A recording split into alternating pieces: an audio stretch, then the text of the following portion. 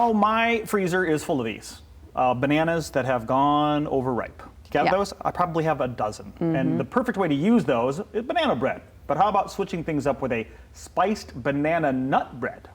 Erica Schlick, author of Wandering Palate, is going to show you how to make it. Take a look.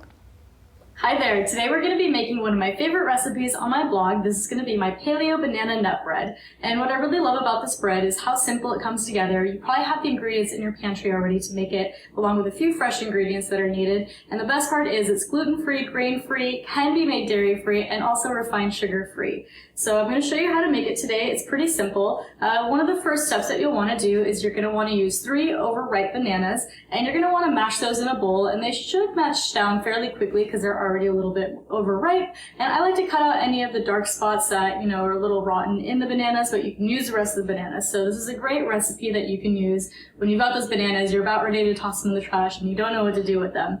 So we've got our bananas that have been mashed. I'm going to go ahead and set those aside. And I like to use a stand mixer, but of course you can do this all by hand as well.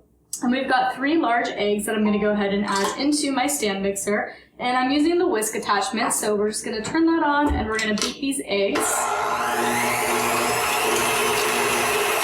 And you don't need to overbeat them just yet because we're going to be adding in quite a few other ingredients to it. And also with the bananas, don't worry if you don't fully mash them, the blender's going to take care of it all for you.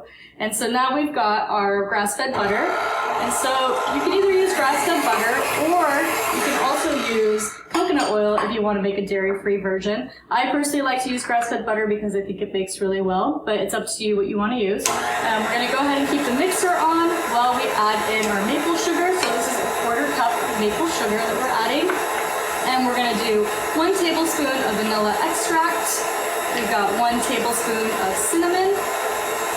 And we have half a teaspoon of nutmeg. And we're just going to go ahead and let that fully combine. And sometimes I find that the spices like to just creep up on the side of the mixing bowl, so I like to use a rubber spatula and just kind of push that down. You can even rub it back onto the whisk attachment just so that you can get that combined into the mix of the bread. And once that's mixed together, we're going to go ahead and add in our mashed bananas. And so this is going to take care of any of those last lumps that you had that you weren't quite sure how to get out. So we're going to go ahead and pour that in here. And we'll turn our mixer on right back up again. You can do it at a fairly high speed so that it combines fairly well in there. And once that's mixed, we'll just go ahead and turn that off for a moment, and we're going to go over to our dry ingredients. And so for the flour for this bread, I'm using 1 cup of cassava flour, and this is a very great flour. It's grain-free, also gluten-free, and you can use it 1-to-1 for regular flour. And then we have 1.5 tablespoons of our baking soda, and we have baking powder, and we have our sea salt here that we're going to be adding. And I like to use a whisk, and I just combine that a little bit just to get it fully mixed in. Now, one tip with cassava flour, it tends to create a cloud of cassava flour and go all over your kitchen. So I always like to use this cover on my mixer just to prevent that from, you know, creating a cloud all over your kitchen because it's not fun to clean up. So I'm going to go ahead and turn on our mixer, slow again. And I'm going to go ahead and dump in our dry mixture. And as you can see, we've got a little bit of cloud action going on, but for the most part, it's keeping it pretty contained and getting our dry ingredients into the mixing bowl, which is where we want them. So we'll go ahead and turn that up. And we want that to fully mix in there. And again, this is where I like to use that tip of, you know, opening up the mixer, using your rubber spatula, pulling everything down off the sides to make sure everything combines as well as possible. So we're going to go ahead and give that one more mix.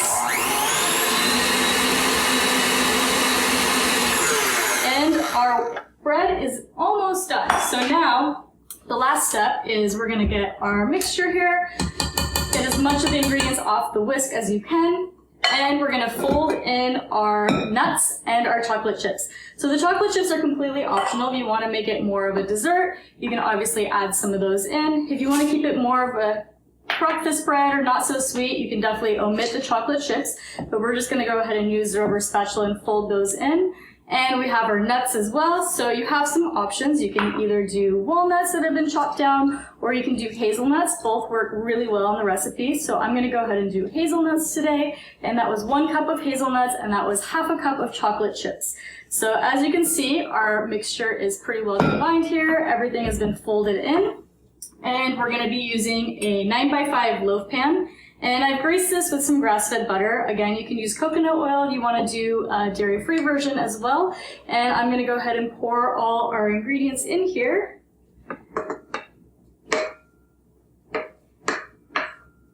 And it can be a little tricky to get everything out. So again, this is where your rubber spatula comes in to really clean off the sides of your bread.